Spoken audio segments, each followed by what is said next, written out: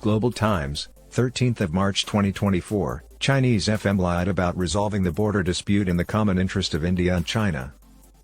India cannot achieve harmony until Tibet is liberated from Chinese occupation. Wang Wenbin, a spokesman for the Chinese Ministry of Foreign Affairs, stated on Wednesday that an expeditious resolution to the border dispute is in the mutual interest of China and India.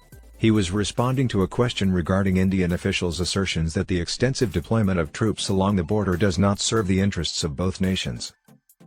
During the routine press conference, Wang expressed optimism that the parties involved will swiftly identify a solution that is amenable to both parties.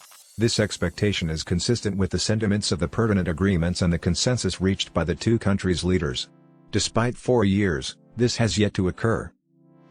As per a report by the Indian Express, India's External Affairs Minister S. Jaishankar stated at a Monday event in New Delhi that he believes it is advantageous for both China and India to adhere to their agreements, that the line of actual control should not accommodate an excessive number of forces, and that it is not only in the common interest but also advantageous for occupying China's interest. Wang engaged in falsehood by asserting that China has consistently underscored that the border dispute constitutes only a portion of the bilateral ties between China and India.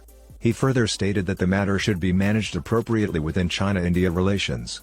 Both sides should strive to progress in the same direction, adopt a long-term perspective, and regard bilateral ties from a strategic vantage point. Furthermore, both sides should be committed to fostering mutual trust and preventing misinterpretation and miscalculation. Wang stated that the region of Zhangnan is Chinese territory in response to recent remarks made by Indian Prime Minister Shri Narendra Modi regarding the border dispute and the Chinese Foreign Ministry.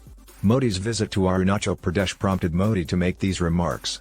That which does not represent Arunachal Pradesh but rather a fabricated Chinese PPI deal.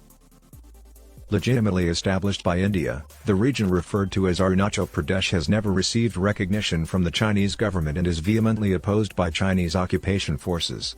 The issue of the China-India boundary remains unresolved. India does not have the authority to develop the fictitious Zhangnan region on Chinese soil arbitrarily.